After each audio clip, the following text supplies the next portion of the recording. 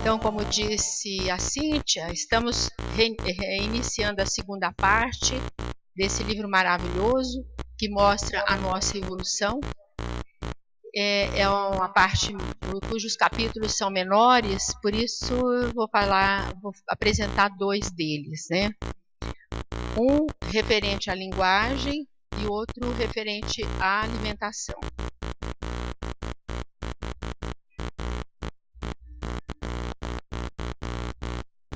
Nós vimos durante toda essa trajetória do livro que o corpo físico foi recebendo os condicionamentos a partir da presença do princípio espiritual. Então, esse condicionamento nos levou, né, a aprendizagens que nos auxiliam tanto na nossa alimentação como na nossa linguagem, que é exatamente os temas que serão trabalhados na noite de hoje. Então, primeiro, alimentação dos desencarnados. Nós vimos anteriormente, em outros capítulos, como que essa alimentação, principalmente através do trabalho do Tom, a metamorfose, né? Como é que... Desculpe, mas a metamorfose não, metabolismo. Como que o organismo capta os alimentos e faz a produção dos mesmos, né? Eu queria iniciar falando um pouquinho sobre o que é alimentação.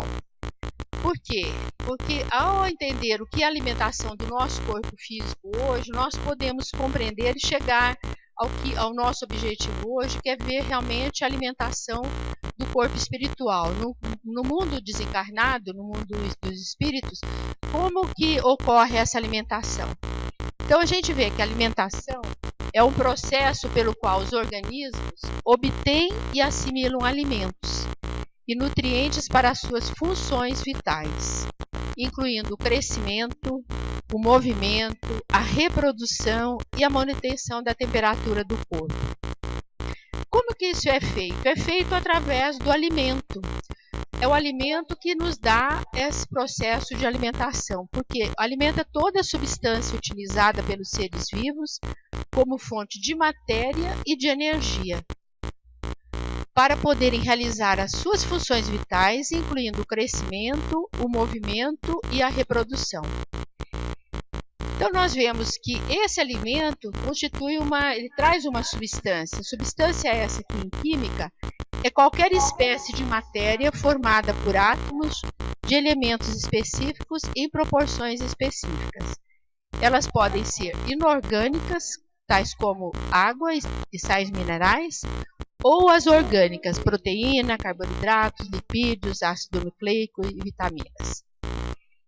E aí, todo o processo que ocorre para essa alimentação passa pelo metabolismo.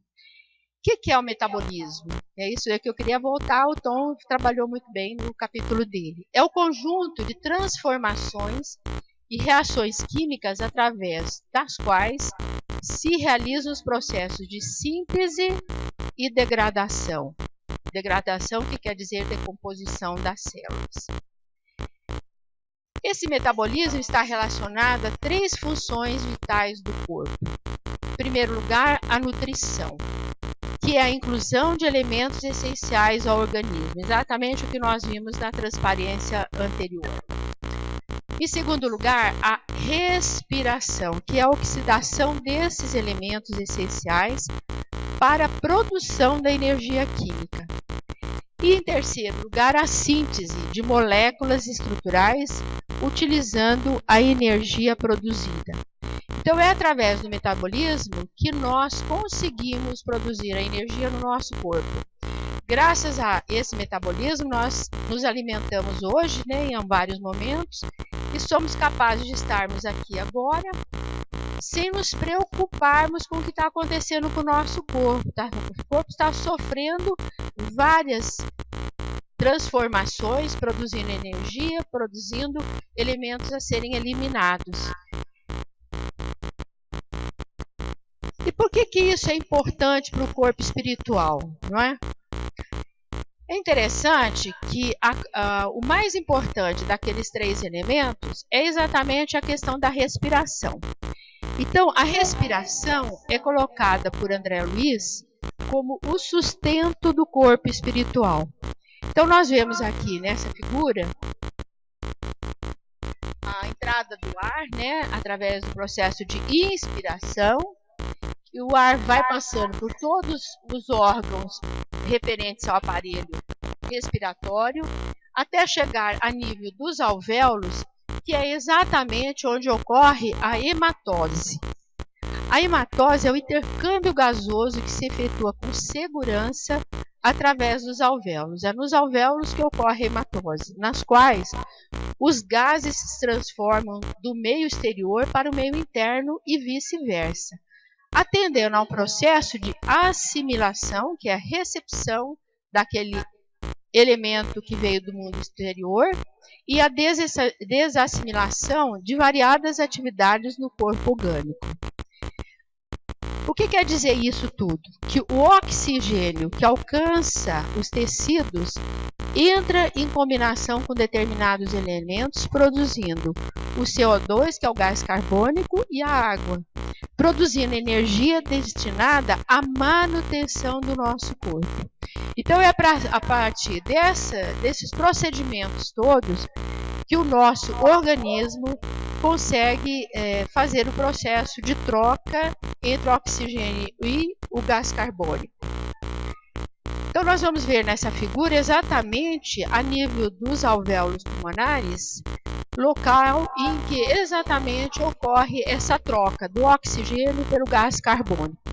Então, nos alvéolos pulmonares, o gás oxigênio do ar difunde-se para os capilares sanguíneos e penetra nas hemácias, onde se combina com a hemoglobina, proteína presente nas hemácias, enquanto o gás carbônico, que é o CO2, é liberado para o ar, processo chamado de hematose. Esse processo todo é a hematose, exatamente essa troca. É através dessa troca que nós nos alimentamos através do ar, o que vai produzir a energia. Essa segunda figura aqui vai mostrar dentro dos alvéolos, né, a passagem do gás carbônico e a passagem do oxigênio. Então, a troca ocorre exatamente nesse local. Como que isso acontece?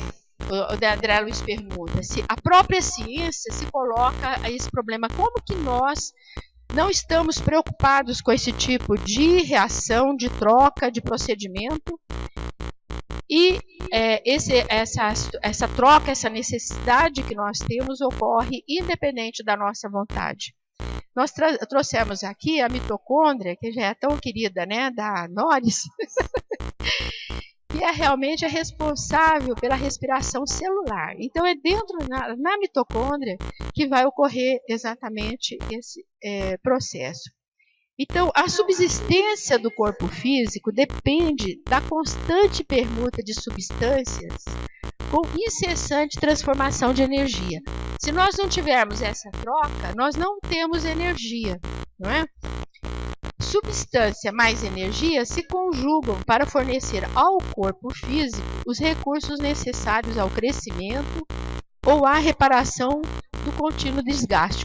Continuamente o nosso organismo está gastando, nós estamos gastando energia e essa energia precisa ser reposta, produzindo a força indispensável à existência e os recursos reguladores do metabolismo. E aí, o que a ciência não explica? Como que isso aí daí ocorre realmente? O que controla? Porque é um processo constante, equilibrado, e aí o André Luiz vem trazer. É um problema equacionável somente com a ingerência automática do corpo espiritual. Quer dizer, somente pelo corpo espiritual que atua, glórias, aonde? As mitocôndrias, né? Que vai exatamente dar esse equilíbrio a essa troca.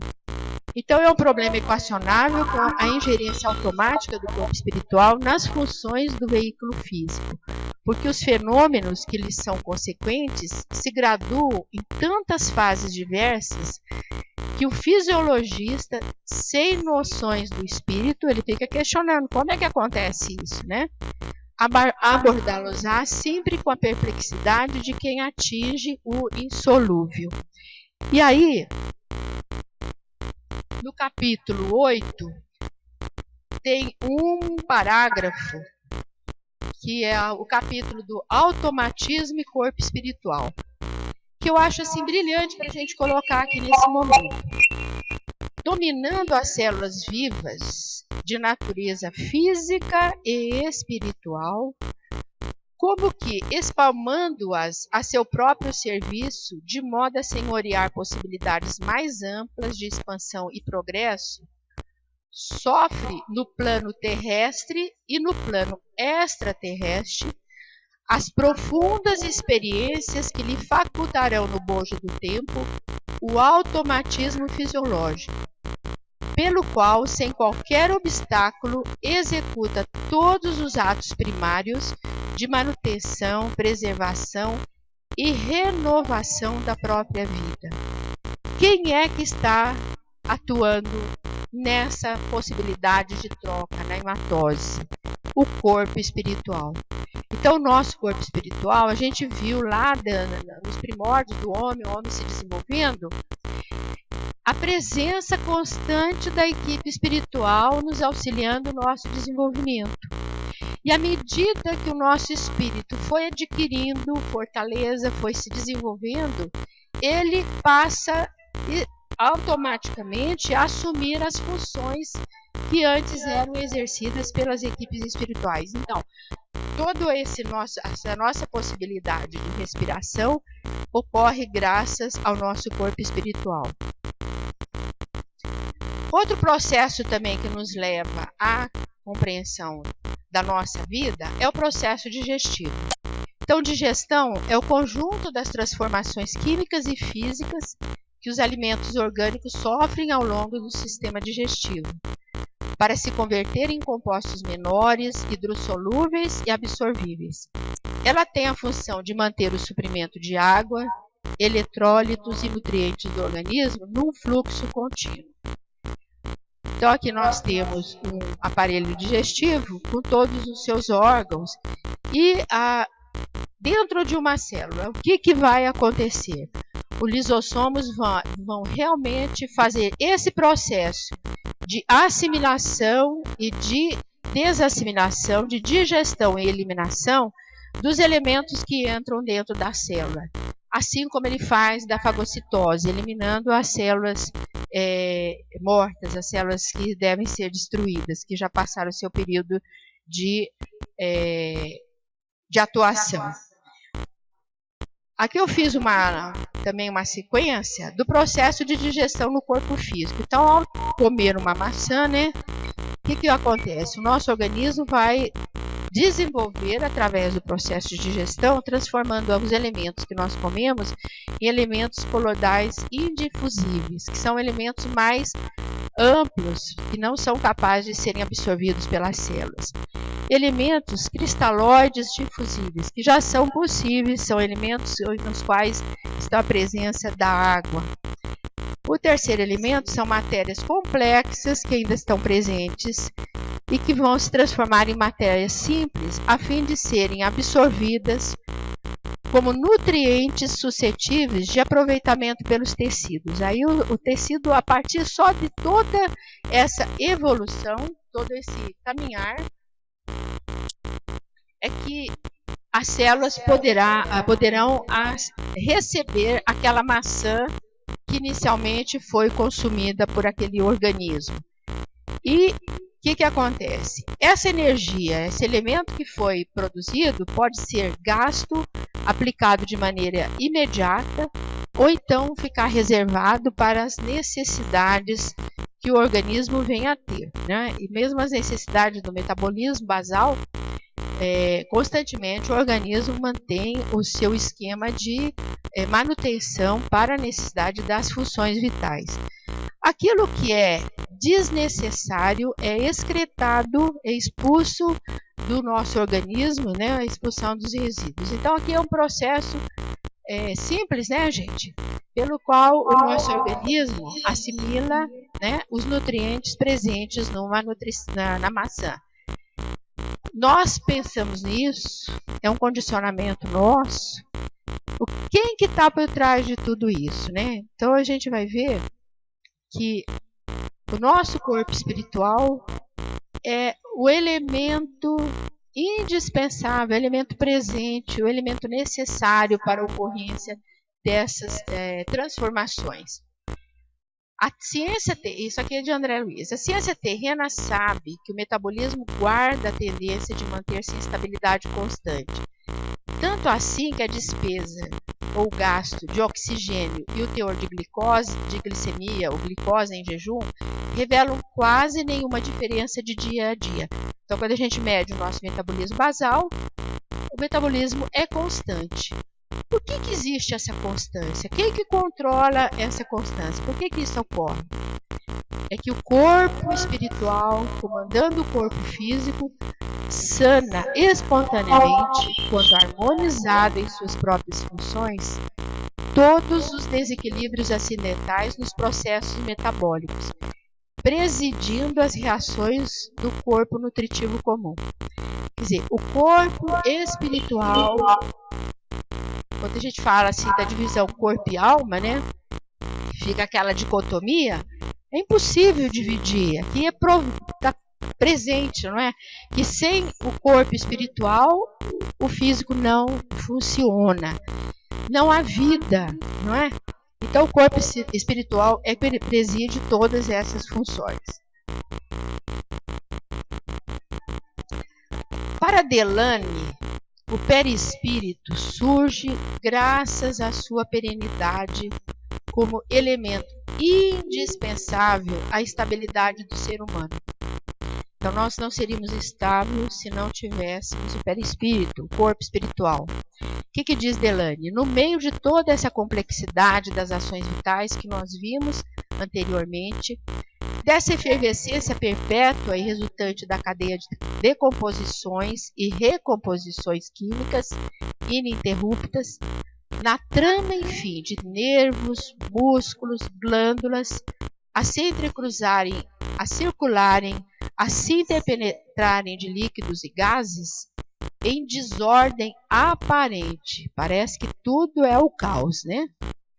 Mas da qual sairá, contudo, a mais estupenda regularidade, sendo certo que a função pertence ao conjunto e não às unidades que o compõem, e que esta se subordina a uma ordem que não se altera apesar dos sucessivos afluxos novos. Isto está naquele livro que nós estudamos no nosso grupo, o Perispírito de Zimmermann, né?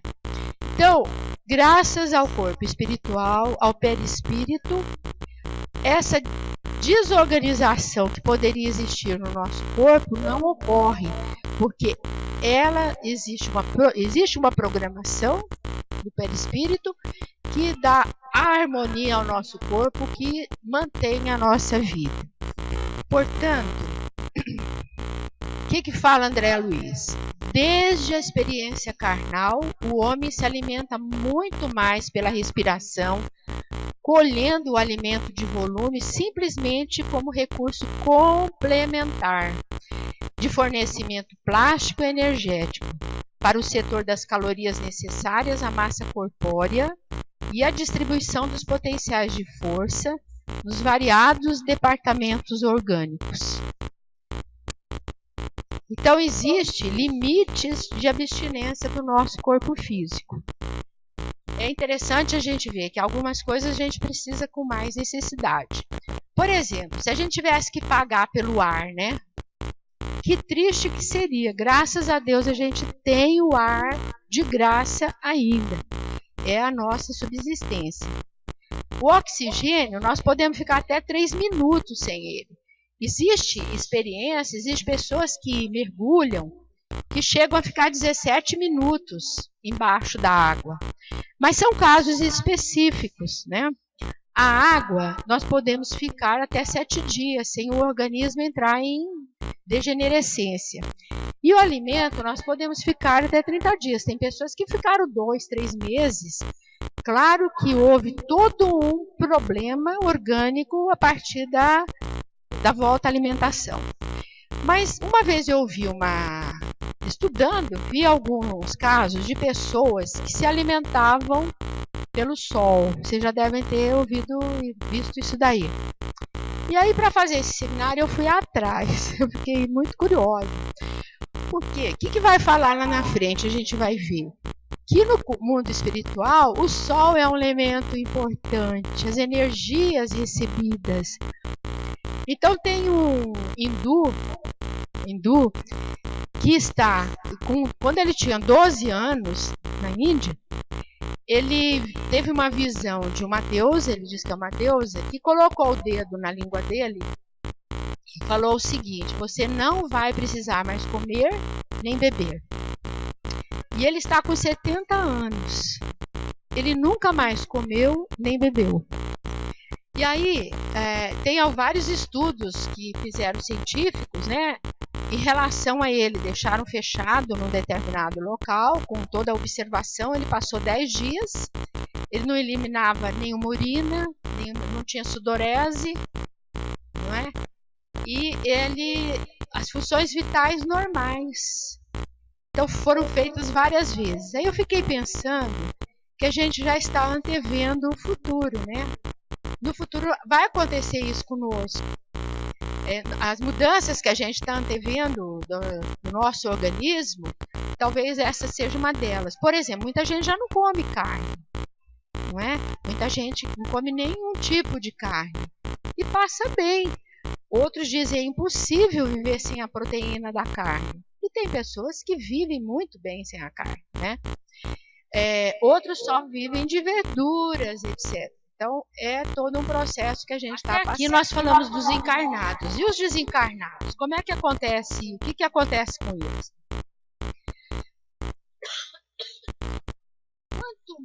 Quanto menos evoluído é o espírito, ao desencarnar, ele vai estar mais ligado à matéria. Então, é só a gente pensar, uma pessoa que tem um vício da bebida, da comida, gula, né? Os chocolatras. Tem pessoas que têm necessidades, têm vícios com determinados alimentos. Então, ao desencarnarem, essas pessoas vão levar para o plano espiritual esses vícios, essas necessidades. Ninguém vira anjo no dia seguinte que morreu. Então, se o psicossoma, quer dizer, se o perispírito está profundamente arraigado às sensações terrestres, sobrevém ao espírito quando ele desencarna a necessidade inquietante de prosseguir atrelado ao mundo biológico, que lhe é familiar. E quando não a supera ao preço do próprio esforço, no auto-reajustamento, provoca os fenômenos da simbiose psíquica, que é o que a gente está vendo aqui nessa figura. Esse espírito está recebendo a energia, o fluido, né, da bebida que esse senhor está consumindo. Provoca os fenômenos da simbiose psíquica que o levam a conviver temporariamente no halo vital daqueles encarnados com os quais se afine, quando não promove a obsessão espetacular. Então a gente sabe que um dos problemas das pessoas que bebem, é claro que essa pessoa está obsediada. Às vezes a pessoa está lendo, está estudando, de repente vem assim: fulano, vai tomar isso, fulano, vai comer isso. Não sei se já aconteceu isso com vocês, comigo acontece. Quando eu tenho que estudar, vem uma coisa assim: aquele chocolatinho que você guardou, aquele coisa que tem ali na geladeira. Então a gente tem que segurar, porque eu não estou precisando, mas o danadinho vem com a ideia. Como diz a Regina, né, Regina? Eles estão sempre aqui, o bem e o mal. Então aquele que a gente alimenta que vai ficar mais forte. Aí eu peguei na revista Espírita um caso muito interessante do Baltazar, o espírito gastrônomo. Não sei se vocês conhecem esse caso. O Allan Kardec coloca que ele estava numa sessão e apareceu um espírito. Ele entrou, né? E ele reclamou, que ele falou assim, como? Aqui não tem camarão, lagosta, licor, não é? Já foi assim reclamando. Até que tem uma mesa boa aqui, mas não tem nenhuma comida em cima dessa mesa. Aí o Allan Kardec começou a conversar com ele. E ele dizia, assim, no sentido de querer saber dele, o que o traz assim para querer comer. Então ele vai falando que ele tem um desejo muito grande de comida. Aí o Allan Kardec pergunta, mas é um desejo ou é uma necessidade? Vocês têm necessidade de comer? Não, necessidade eu não tenho. Eu posso ficar sem comer. Mas o desejo é muito grande. Eu tenho vontade de comer, o desejo é grande. Aí o Allan Kardec perguntou, mas como que é isso? Você vê a comida? Você se satisfaz vendo a comida? Ele falou, não, é que nem vocês. Quando vocês veem uma flor, ou vocês veem um desenho de uma comida, vocês sentem assim o sabor, o perfume daquela flor, mas o perfume não está em vocês. Quer dizer, a gente vê a comida e não come. E ele vê a comida, então esse desejo não é saciado. Esse que é o grande drama dos espíritos que ficam presos, ficam materializados, né? Porque esse desejo é incontrolável, ele está sempre, não é saciado. Quando a gente tem um desejo, come, a gente se sacia porque nós temos um corpo físico. E o espírito não tem esse corpo físico, então ele não é saciado, ele continua no desejo. E ele coloca daí o nosso sofrimento, porque ele não para. Não é bem não para, né? Por quê? O que acontece? A espiritualidade não deixa ninguém órfão, ninguém abandonado. Então, na maioria das vezes, os desencarnados, quando estão em crise dessa ordem, são conduzidos pelos agentes da bondade divina aos centros de reeducação do plano espiritual, onde encontra alimentação semelhante à da Terra, porém fluídica, até que se adapte aos sistemas de sustentação da esfera superior.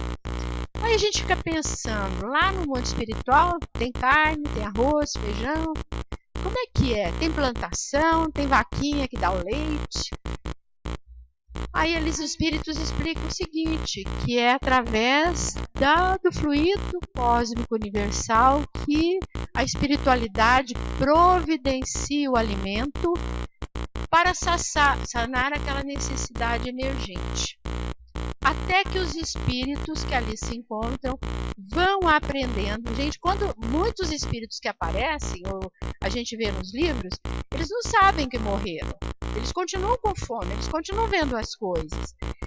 Então, até ele tomar consciência de que ele está numa nova dimensão, de que ele não precisa daquilo, aquilo é um desejo, é todo um trabalho que é feito no plano superior, no plano espiritual.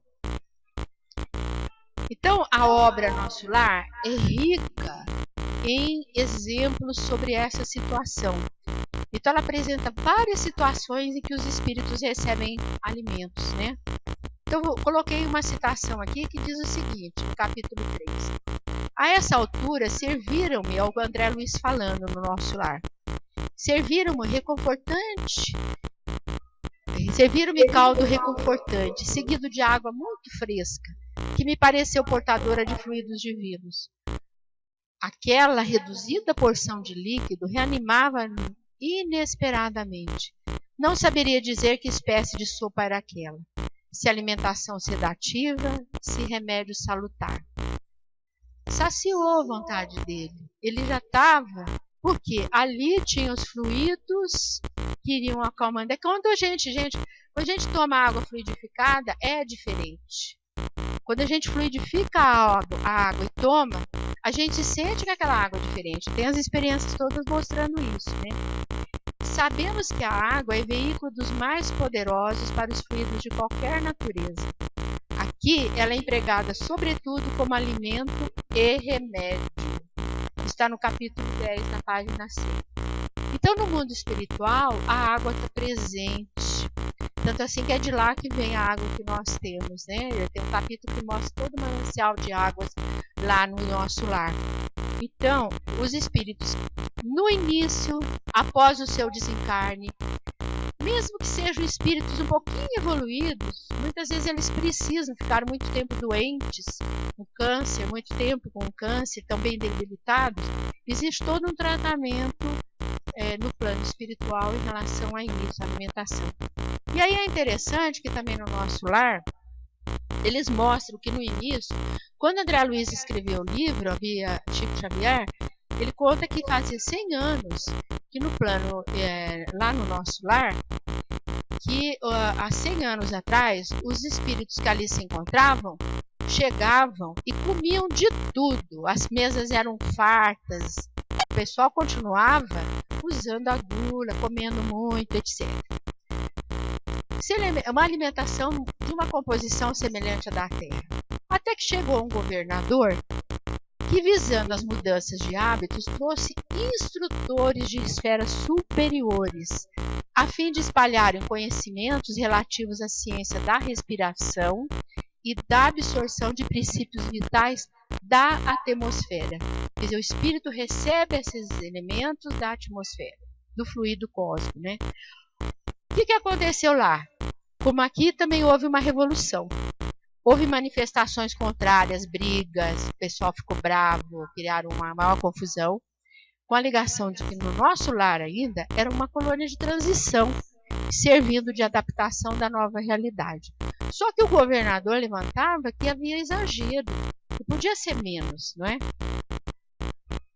Por mais de 6 meses, os serviços de alimentação em nosso lar foram reduzidos à inalação de princípios vitais da atmosfera através da respiração e água misturada a elementos solares, elétricos e magnéticos.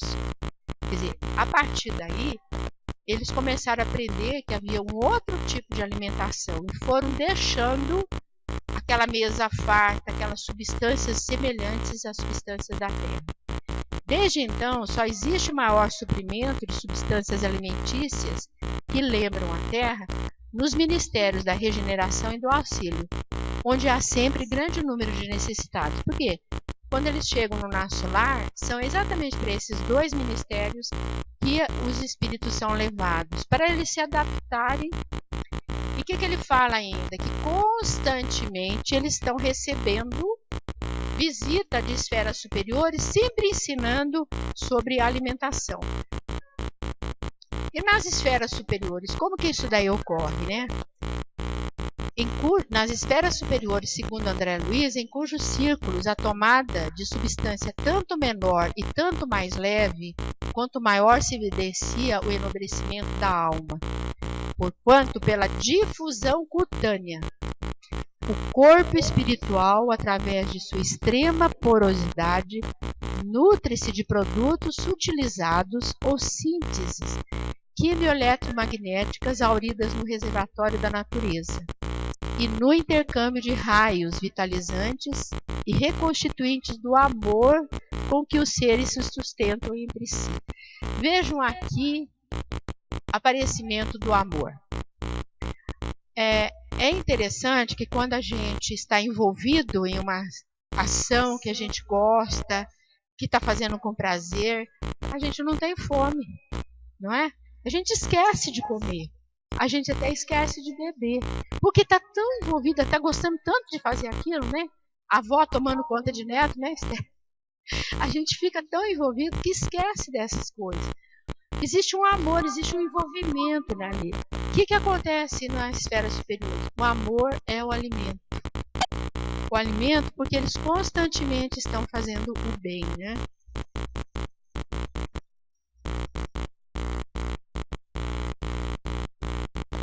Essa alimentação psíquica que André Luiz continua falando, por intermédio das projeções magnéticas trocadas entre aqueles que se amam, é muito mais importante do que o nutricionista do mundo possa imaginar, de vez que por ela se origina a ideal euforia orgânica e mental da personalidade. Daí porque toda criatura tem necessidade de amar e receber amor, para que se lhe mantenha o equilíbrio geral. Existem estudos com crianças chamadas desnutridas, crianças que não se desenvolveram adequadamente, e um dos elementos que se levantava, isso dentro do campo biológico, etc., era a falta de amor, a falta de contato dos pais com as crianças. E a gente vê, lá na escola, a gente percebe direitinho quando uma criança não está sendo amada, quando os pais estão brigando, estão pensando mais nele. A criança se desestrutura, ela se desequilibra, porque ela depende do amor que os pais têm um pelo outro e têm por ela. Então, o amor é o alimento do plano espiritual.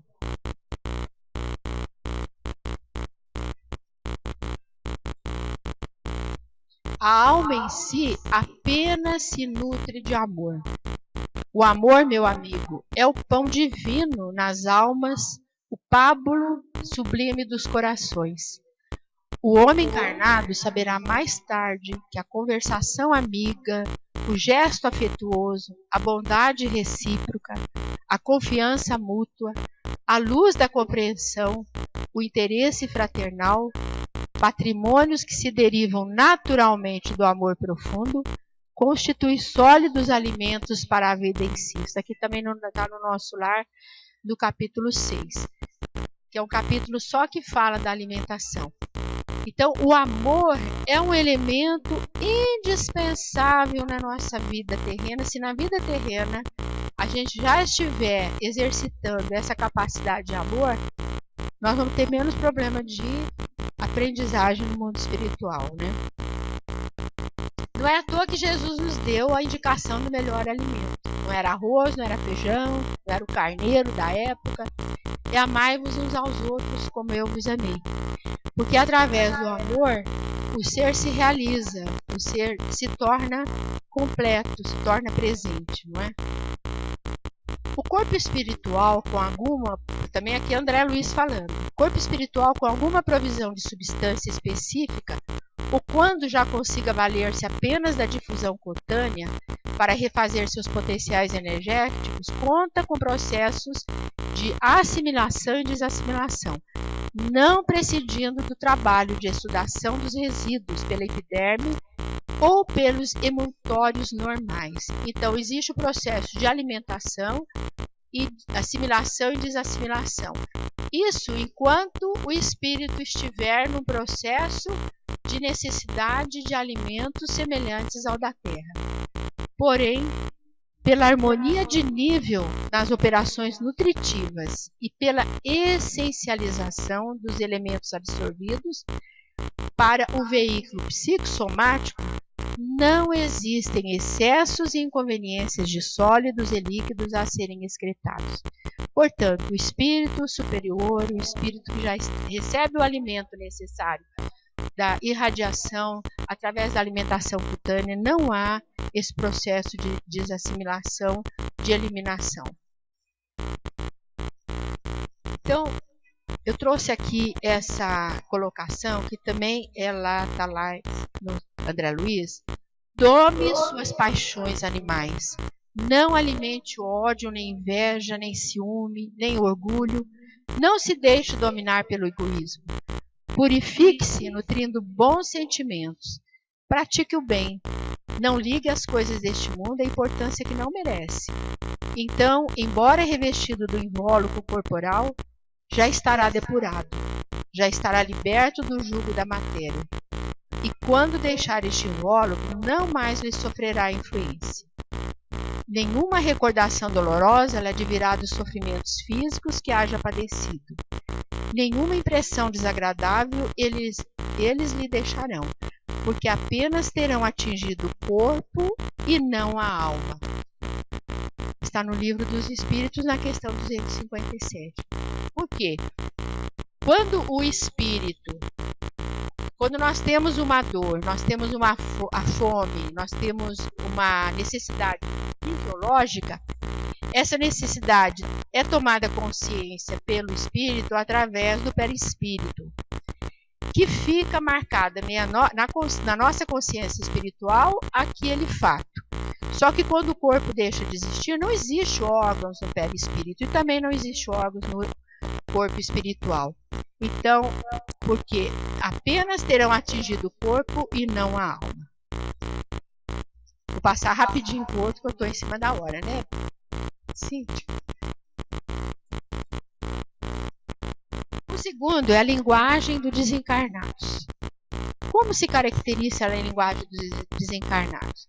O capítulo que eu fiz foi o capítulo da linguagem, da comunicação, foi o capítulo 10.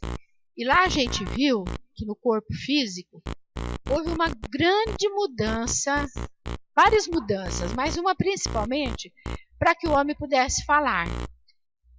Foi o aparecimento, né, a estruturação das cordas vocais na laringe. Agora o desencarnado, como é que o desencarnado se comunica? A linguagem dos espíritos vai estar sempre em relação com o grau de elevação a que já tenham chegado, assim como ocorreu na alimentação. Se o espírito é mais materializado, ele vai precisar de elementos ainda parecidos com os da Terra. Se ele for um espírito mais evoluído, mais desenvolvido, ele não precisará desses elementos, ele receberá pela essencialização energética, né? Aqui também, o que acontece no mundo espiritual? Como que os espíritos se comunicam?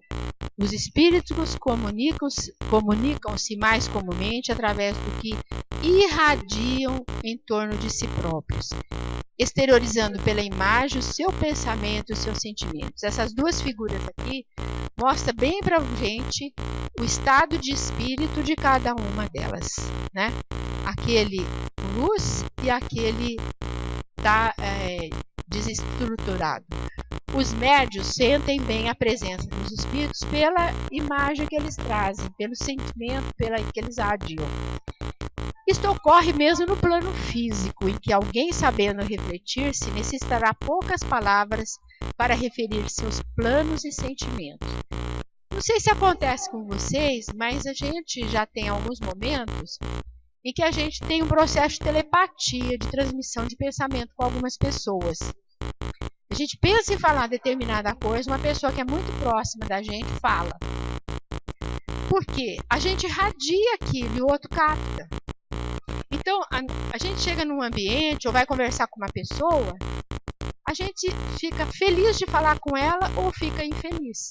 A gente sente a irradiação que aquela pessoa, a aura dela, né? Então, essa energia já é a presença da evolução, do desenvolvimento do corpo espiritual.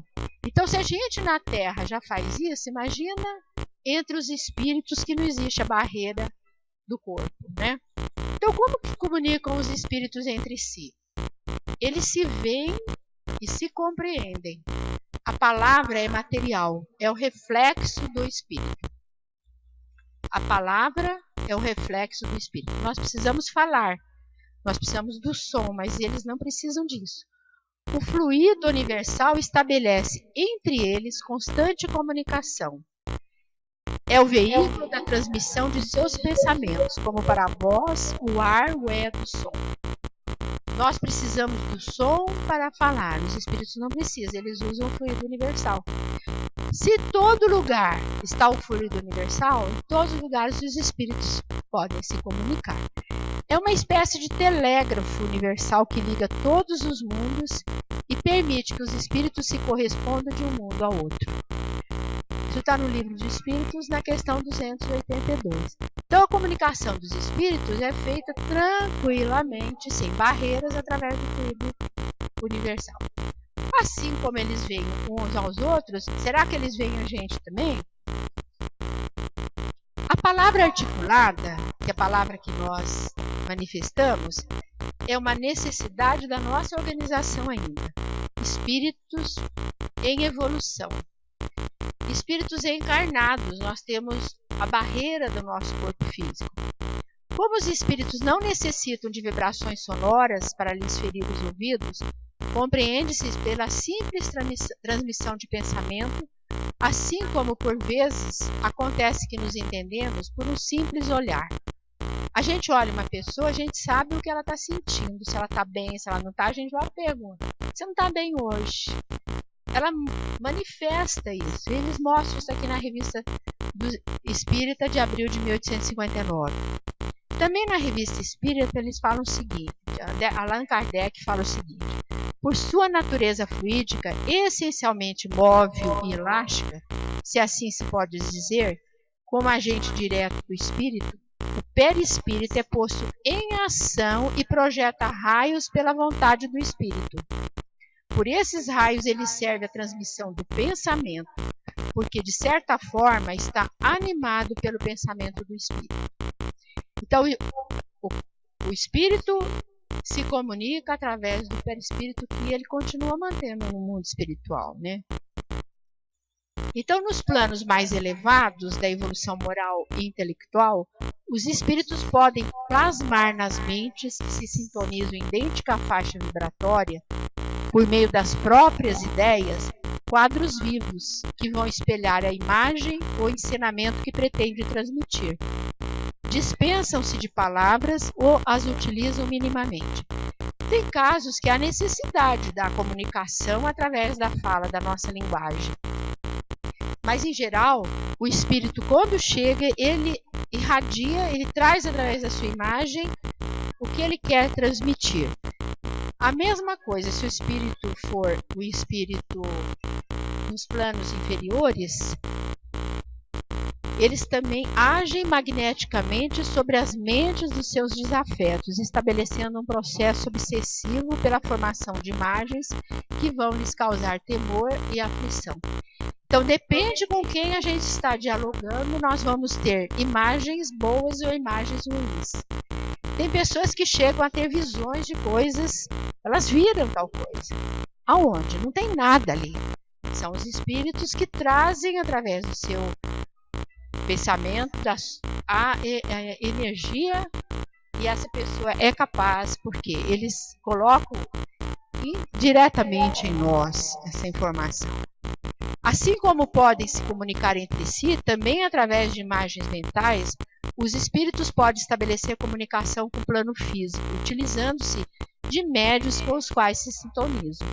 Isso muito nos interessa, né? Porque o médium é quem faz, como o nome diz, a mediação entre o plano físico e o mundo espiritual.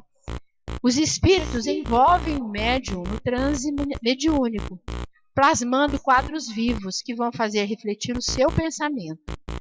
Agem magneticamente sobre o médium, anestesiando o córtex encefálico e expressando-se pela imagem refletida, que é recebida e transmitida pelo médium com suas próprias palavras. Beleza isso, né, gente? O médium capta a imagem passada pelo espírito. Então, ele vê aquilo que o espírito vê. Quando Ivone Pereira viu, ela foi levada ao mundo do Vale dos Suicidas, a gente fica pensando, foram eles que levaram ou trouxeram essas informações para ela, né? Porque ela estava presente naquilo ali. Eles davam as informações necessárias. Os espíritos só têm a linguagem do pensamento. Não dispõem da linguagem articulada, pelo que só há para eles uma língua. Assim sendo, poderia um espírito exprimir-se por via mediúnica numa língua que jamais falou quando vivo? E nesse caso, de onde tira as palavras que se serve? E aí, se o espírito é de um outro país, como é que ele se manifesta? Aí, o que eles respondem? Isso está no livro dos médiuns. Acabaste tu mesmo de responder a pergunta que formulaste, dizendo que os espíritos só têm uma língua que é a do pensamento. Eles não têm outra língua. Eles só vão comunicar com a gente com outra língua se aquele espírito desencarnado precisa da articulação de uma linguagem articulada. Essa língua do pensamento, todos a compreendem, tanto os homens como os próprios espíritos. O espírito errante, quando se dirige ao espírito encarnado do médium, não lhe fala francês nem inglês, porém a língua universal, que é o pensamento. para exprimir suas ideias numa língua articulada, transmissível, toma as palavras ao vocabulário do médium. Se o médium fala em português, ele vai falar em português. Se fala em inglês, ele vai falar em inglês. Porque ele pega o vocabulário, as palavras articuladas do médium. Todavia, não obstante reconhecermos que a imagem está na base de todo intercâmbio entre escritores encarnados ou não, é forçoso observar que a linguagem articulada, que é essa que nós falamos, nós precisamos da articulação, do chamado espaço das nações, ainda possui fundamental importância nas regiões a que o homem comum será transferido imediatamente após desligar-se do corpo físico. Então, aqueles que entram no mundo espiritual ainda usam a articulação, a linguagem articulada para poderem se comunicar. Não estão desenvolvidos, muitas vezes, na maioria das vezes, para captar o pensamento dos demais espíritos. Aí vem a questão do livro dos espíritos, famosa, né? Pode os espíritos conhecer os nossos mais secretos pensamentos? Se um espírito vê o espírito do hoje, ou outro, eles veem nossos pensamentos também? Muitas vezes chegam a conhecer o que desejarias ocultar de vós mesmos. Nem atos, nem pensamentos se lhes pode dissimular. Então a gente tem que tomar muito cuidado, né? Estamos sendo vigiados constantemente. Outra questão, influem os espíritos em nossos pensamentos e em nossos atos? Na questão 459. Muito mais do que imaginais. Influem a tal ponto que, de ordinário, são eles que vos dirigem. Então, a influência é constante, é presente, porque nós estamos aqui cercados pelo plano espiritual, o mundo espiritual, eles estão aqui conosco. E aí, o que a gente tem que fazer? Primeiro, vigiar e orar, né? Segundo, pensar no bem, pensar o bem, falar o bem e fazer o bem. Porque se a gente pensar no bem, falar o bem e fazer o bem, nós estamos alimentando o lobo do bem, né, Regina? E não estamos alimentando o lobo que está querendo nos devorar. Aqui tem as referências bibliográficas e eu termino com essa imagem linda de Jesus, agradecendo a paciência de vocês. Boa noite a todos. Eu falo alto já. Bom, deixa eu colocar mais longe aqui, né? Bom, bastante oportuno o tema, gostei muito. Uma biologia para recordar os velhos tempos, né? Duas colocações, uma curiosidade. A senhora disse sobre a alimentação dos espíritos em planos superiores, né? Onde, não sei se eu entendi direito, não há a eliminação daquilo que ele alimenta. Não sei, eu entendo assim, eles trocam amor entre si, né? Assim. Então eu acho assim, eles se alimentam do amor. Eu entendi assim, não sei se eu entendi errado. Sim. Mas eu acho que há eliminação, é um ciclo, não? Eu entendo como um ciclo, como... Não posso responder, Maria? Não seria a eliminação como nós estamos acostumados no nosso corpo físico, certo? Sim. Mas seria, se a gente puder colocar assim, nesses termos, nos termos da nossa palavra pobre e articulada ainda, uma desassimilação do próprio amor que ele é capaz, que ele assimilou na sua forma de alimentação bem peculiar. Que uma alimentação cutânea, o que seria? Seria pela pele, pelos poros. Uma pessoa que faz meditação, ela deu o exemplo do hindu, né, que está já com 70 anos, que desde os 13, 11, 12 anos, ele não se alimenta, ele medita. Ele medita e absorve os raios solares. Então, nós estamos longe de alcançar essa capacidade, né? Se treinarmos muito, estivermos disciplinados, talvez consigamos, porque ninguém é incapaz de conseguir aquilo que se propõe, né? Mas na espiritualidade, o processo é mais ou menos semelhante. Quanto mais evoluído, menos necessidade daquele desejo não realizado, porque ele não tem mais aquele desejo. Então ele não está frustrado, ele só pensa, ele pensa em coisas maiores, melhores, ele tem objetivos outros que não só se alimentar para suprir um corpo físico. Então está mais utilizado o seu corpo espiritual através da meditação, ele consegue absorver os elementos necessários para a manutenção daquele corpo espiritual e, ao exercer a sua atividade fim, que é fazer o bem, que é conviver com as outras pessoas, seria o processo esse de desassimilação daqueles frutos, porque ele está trocando, ele está dando para alguém alguma coisa que está nele, ao mesmo tempo que ele recebe de alguém. Então, essa troca não vai deixar de existir, mas é em outro nível, não é isso? É isso que eu queria pontuar exatamente. E tem uma pergunta também que vem a casar com o tema de hoje. Uma vez eu ouvi o Carlos Bacelli falando lá em Uberaba, que eu sou de Uberaba, inclusive, e uma coisa que eu fiquei curioso. Assim, a gente está na matéria, então a gente tem uma determinada frequência, né, molecular. Então eu desencarnei, quer dizer, eu vou ter outra frequência e espero melhorar cada vez mais essa frequência. Mas enfim, o Carlos Bacelli falou que no plano espiritual existe cemitério. A gente pode entender, assim, pela análise das diferentes frequências que existem, vocês estão falando sobre alimentação, né? Fazendo uma analogia, se a gente vai comparando os diversos graus de evolução, a gente pode dizer que entre eles existem, entre aspas, veja bem, é uma analogia, existem mortes entre eles, não sei se vocês estão me entendendo. Uma coisa meio filosófica assim que eu estou pensando. É, você está realmente Você entendeu a colocação? Analisando pelo aspecto da frequência dessas moléculas hoje na matéria, mas daqui, sei lá, a 5.000 anos eu vou estar numa outra frequência, né? Enfim. Eu ouvi errado isso? Seria um cemitério como um termo de comparação. Nós estudamos no seminário passado, no ano passado, um livro chamado Memórias de um Suicida. Então, quando eles vão para o Vale dos Suicidas, naquelas cavernas, né, ficam escondidos ali naquele sofrimento, quem viu o filme Nosso Lar viu que André Luiz era considerado suicida e ficou 8 anos penando naquele sofrimento todo, aquilo ali pode ser considerado um sofrimento, um cemitério. Cemitério de sentimentos, de ainda parte materializada do organismo físico dele. Aquela Divina Comédia de Dante coloca bem esses níveis, né? Fora aqui da doutrina espírita, né? Mas é um livro. Eu nunca li aquilo ali em poesia, pelo amor de Deus, que eu não consigo ler aquilo naquelas.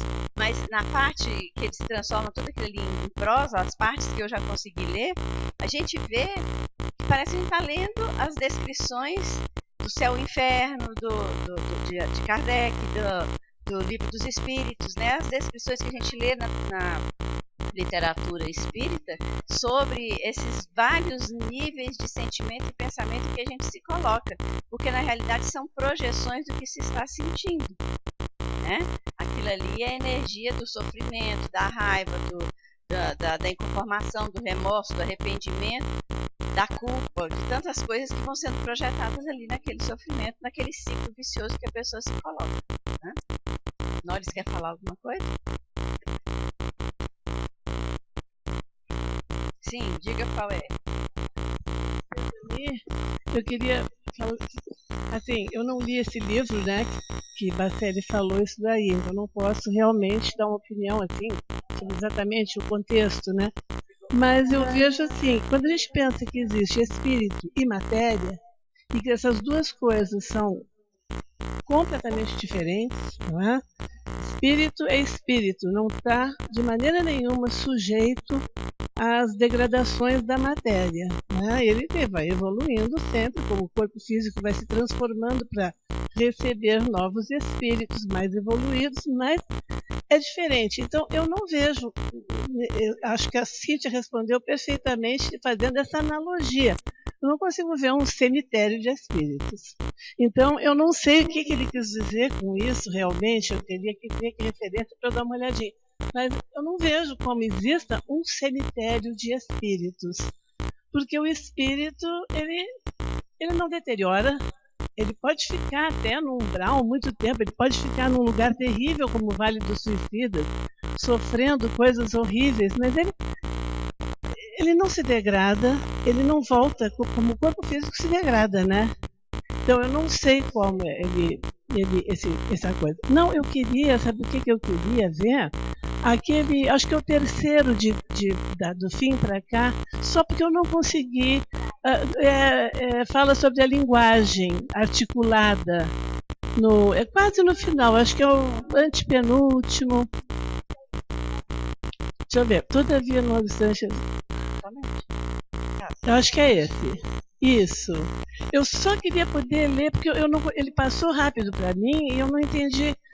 Não obstante reconhecermos que a imagem está na base de todo intercâmbio entre as criaturas encarnadas ou não, é forçoso observar que a linguagem articulada no chamado espaço das nações ainda possui fundamental importância nas regiões a que o homem comum será transferido imediatamente após desligar-se do corpo físico. Eu sei que você explicou, mas eu não consegui, assim, me achar. Das nações. As nações estão aqui, é onde nós estamos. Nós não precisamos da linguagem articulada para nos falar. Sim. Então, o espírito, ao desencarnar, imediatamente transferido, ele ainda vai necessitar daquela palavra articulada, porque ainda não está completamente desligado. A não ser que já seja um espírito de linhagem superior. Sim, mas ele não tem mais o som, né?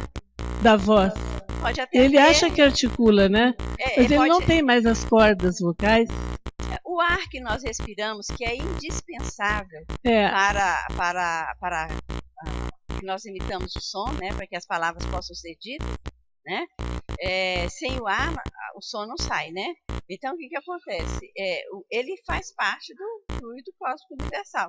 Então, nas esferas mais materializadas, mais próximas da Terra, nós ainda temos a atmosfera diferenciada dessa daqui, mas nós ainda temos. Então, essas impressões é a mesma coisa do caldo reconfortante que André Luiz recebeu, da água, que ele sentia que tinha um aspecto diferente. São todas coisas nossas ainda, mas são utilizadas por fluidos, são fluidos que são manipulados na espiritualidade para que nós possamos, né?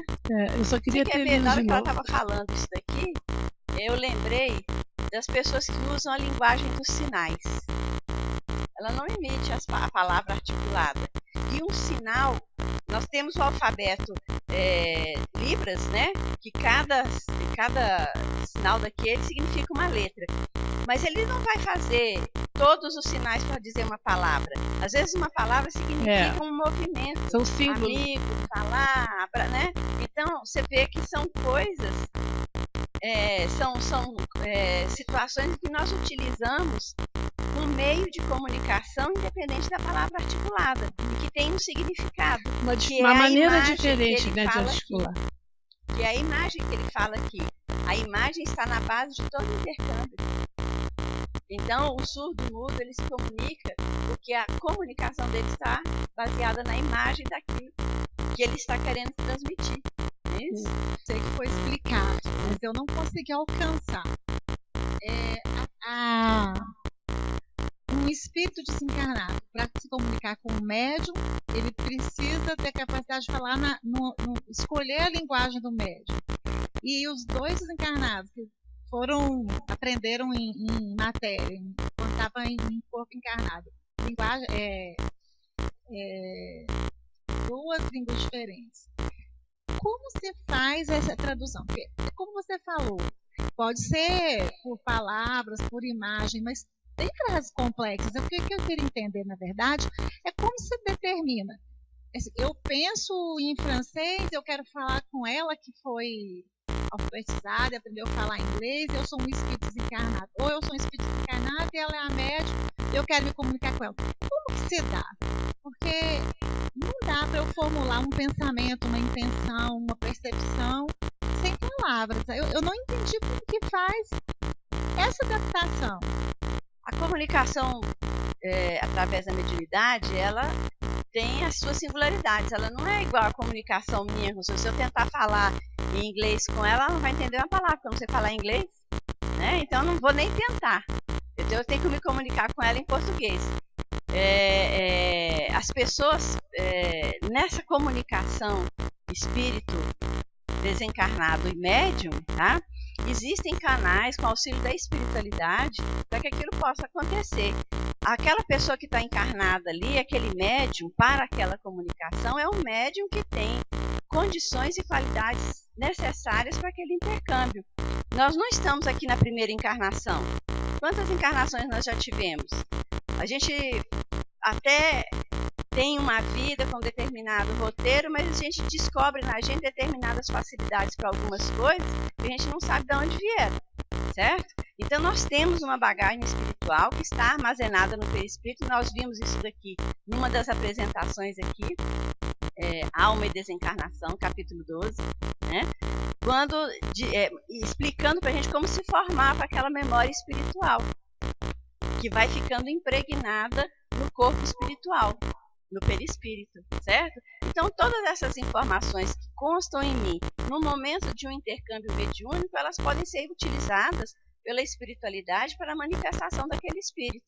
Então, ele vai achar, primeiro, aquele espírito vai se aproximar daquele médium durante alguns dias, não é? Chegou, papo, fez. Vai se aproximar daquele médium por alguns dias, né? Para haver uma assimilação fluídica entre eles, né? Aquele médium que vai ser colocado para aquele trabalho ali, está escolhido pela espiritualidade, porque ele tem as condições necessárias e suficientes para aquela manifestação. Então, vai buscar nos arquivos mentais daquele médium aquela condição para que haja a assimilação daquele espírito que necessita para aquela manifestação. Não necessariamente ele vai falar em outra língua. Isso, a xenoglossia é para poucos médiuns, certo? Mas vai haver uma tradução simultânea, se é que nós podemos dizer assim, utilizando já a bagagem que o médium traz. Então, a gente conta-se com experiências anteriores, com um tradutor às vezes, e o espírito mais evoluído, ele já se comunica sem a necessidade da linguagem. Dispensa a linguagem articulada ou qualquer outro artifício, ele se comunica pelo pensamento. Então, vai haver uma afinidade de pensamento com o médium para a transmissão daquela mensagem. Um pensamento traduzido não em palavras. Isso. Obrigada. Aproveitando esse caso aí, nós temos aqui as reuniões mediúnicas, acontecem alguns casos assim, né? E já tivemos muita manifestação de espírito que vem lá daquelas regiões das guerras da Arábia, né? E fala normalmente. Semana passada tivemos um caso de um que veio da percepção, era um esquimó. E foi assim uma dificuldadezinha para falar, né? Mas conseguiu, com dificuldade, mas falou pouca coisa, mas deu para entender, né? O médico conseguiu traduzir alguma coisa. Então, cada um. Boa noite, meu nome é Nazaré. Eu mudei de Caldas para cá e vim aqui hoje para conhecer o curso que me indicaram.